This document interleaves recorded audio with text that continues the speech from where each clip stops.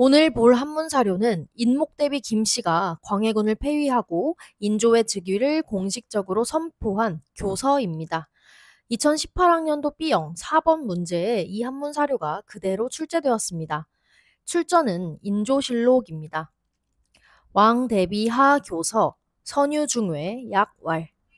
왕대비가 교서를 내려 중외에 널리 선포하였는데 다음과 같다.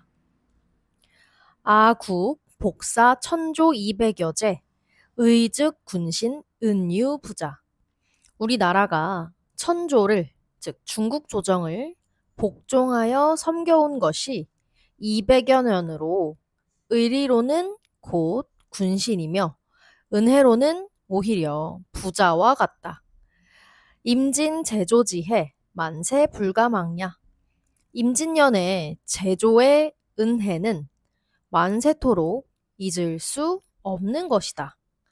선왕 리머 40년 지성 4대 평생 미상 배서이좌.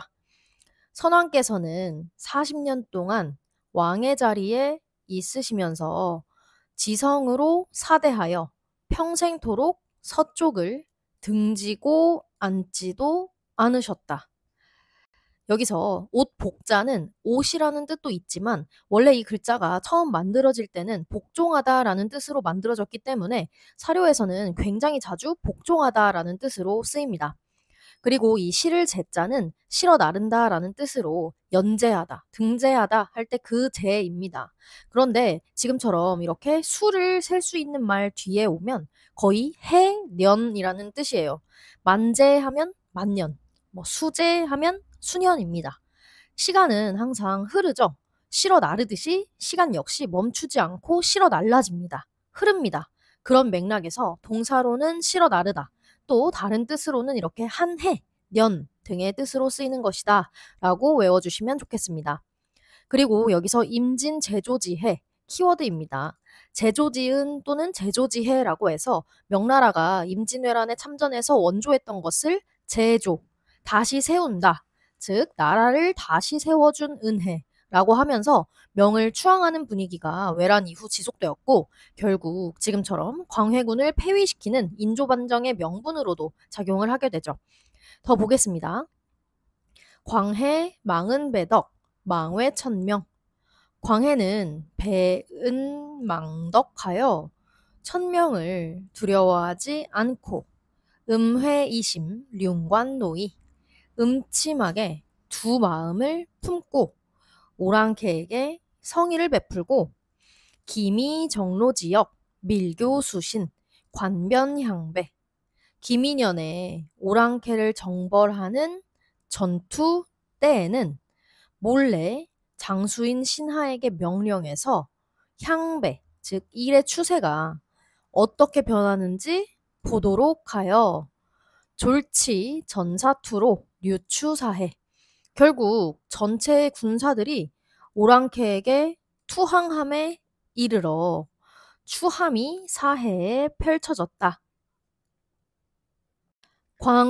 광해군입니다. 그리고 여기 잊을망, 없을망 등을 보면 알 수 있듯이 이 망할 망자가 들어있는 한자는 웬만하면 음이망이라고 읽힙니다. 발할망, 허망할망, 그물망 등 한번 보시면서 한 번에 외워버리시는 것을 추천드리고요. 다만 자주 쓰이는 한자 중에서는 이 맹인 맹자만 망이 아니라 맹이라고 읽히니까 주의해 주시고 여기서부터는 이제 쭉 매우 중요한 부분입니다. 기미정로 지역은 기미년에 그러니까 1619년에 명나라의 요청으로 후금과의 전쟁을 돕기 위해 조선군을 파병했던 일을 말하는 것이죠. 여기서 포로로자는 오랑캐라는 뜻으로 쓰여서 이 사료에서는 후금을 지칭하는 단어입니다. 왜 우리 북로남회 할 때처럼 포로로자는 포로라는 뜻도 있는 반면 종종 오랑캐를 일컫는 말로도 쓰인다라는 거 알아주시고 그래서 지금 기민연의 오랑캐를 치러 가는 전투란 구체적으로 사르후 전투라고 할 수 있을 것이고 장수에게 몰래 명령했다라고 할 때 이 장수는 강홍립 장군이 되겠습니다. 그래서 전체 군사가 후금에 투항했다. 근데 여기서 스승사자는 우리 교사할 때 그 스승사이지만 원래는 군사라는 뜻으로 먼저 쓰였습니다. 파자를 해보면 스승사는 언덕부에 에워쌀 잡이 결합한 형태인데요. 그래서 언덕 하나를 에워쌀 정도의 규모가 되는 군사를 뜻하는 한자였습니다. 그러다가 나중에 뜻이 약간 변화되면서 제자들이 스승을 둘러싸고 앉아서 가르침을 받는 것에 비유하여 스승사라는 의미로도 쓰이게 된 것입니다. 반면 위에 여기서 짝대기 하나만 없는 형태인 이 장수 숫자, 이게 스승사와 너무 비슷하게 생겼는데요. 장수수는 언덕부에 수건 건이 결합한 한자로 언덕에 깃발이 꽂혀 있는 것을 나타낸 것입니다. 따라서 한 부대를 이끄는 장수 또는 거느리다라는 뜻이 되었고, 장수수 또는 거느릴 솔이라는 글자로 쓰이게 된 것입니다. 이 두 한자 꼭 구별할 수 있도록 해주세요. 아무튼 여기서 임목대비는 광해군의 각종 패정 중에서도 명나라를 배신하고 후금과 밀통한 광해군의 대외 정책을 문제점으로 거론하고 있고요. 따라서 이후부터 인조는 이와 대비되는 친명배금의 정책을 표방하게 됩니다. 더 보겠습니다. 왕인지 래 본국 기집구수 불시뢰패 황칙루강 무의제사 왕의 사람 즉 중국의 사신의 본국 방문 때 속박하고 가둔 것이 옥에 가두는 것과 같았으며 황제가 여러 차례 칙서를 내렸음에도 군사를 파견할 생각이 없었으며 사아 삼한 예의지방 불면 이적 금수지기 우리 삼한 예의의 나라로 하여금 오랑캐와 금수로 돌아감을 면치 못하게 하였으니 통심질수 호가승언 마음이 아프고 머리가 아플 정도니 어찌 말로 다 할 수 있겠는가. 여기서 칙서 칙자는 잘 안 쓰는 글자입니다. 진짜 칙서 칙은 이 글자인데 이게 옛날 사료이기 때문에 혼용해서 쓴 것 같습니다.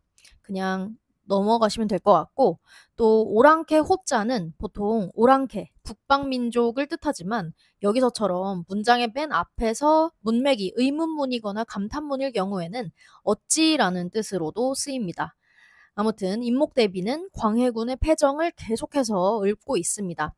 역시 앞의 내용과 같이 외교적으로 명나라에 대해 예의를 지키지 않았다라는 그런 내용입니다. 넘어가 보겠습니다. 부, 멸천리 역일륜, 상이 득죄여 종사, 하이 결 원어만성.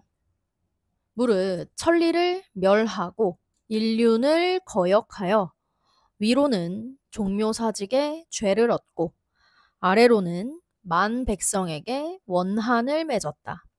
죄악지차 기하이 군국자민 거 조종지 천위 봉 종사지 신령호 죄악이 이에 이르렀으니 그 어떻게 나라를 다스리고 백성들을 사랑하면서 조종조의 천자의 자리를 누리면서 종묘사직의 신령을 받들 수 있겠는가?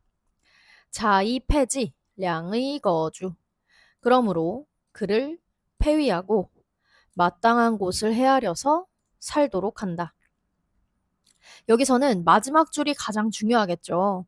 이로써 그를 폐위하고 마땅한 곳에 살게 한다라는 이 부분. 이처럼 광해군은 임목대비의 교서를 통해 폐위되는데요. 반정을 일으킨 인조는 선조의 왕비이자 광해군의 모후, 물론 계모이긴 하지만 광해군의 모후라는 임목대비의 권위를 토대로 임목대비가 광해군의 폐위를 주도하게 함으로써 반정에 대한 반발 가능성을 차단했습니다. 그리고 이 사료에서는 앞뒤로 많이 생략이 되어 있지만 원문을 통으로 보게 되면 광해군의 여러 잘못들, 즉 임목대비의 부모를 유배 보내고 사형시킨 일, 그리고 영창대군, 임목대비의 아들이죠. 영창대군을 죽인 일, 임목대비를 서궁에 유폐한 일, 또 무리한 토목공사를 계속한 일 등등 쭉 읊으면서 또 한편으로는 능양군, 즉 인조가 선조가 아끼던 손자로서 얼마나 국왕으로서 적합한지 강조하는 그런 내용도 있거든요. 따라서 인조는 자신이 반정을 일으키는 것의 정당성과 명분을 이 인목대비의 교서를 통해서 드러내고 있다라는 것입니다. 오늘 함께 볼 사료는 여기까지이고요. 시청해 주셔서 감사합니다.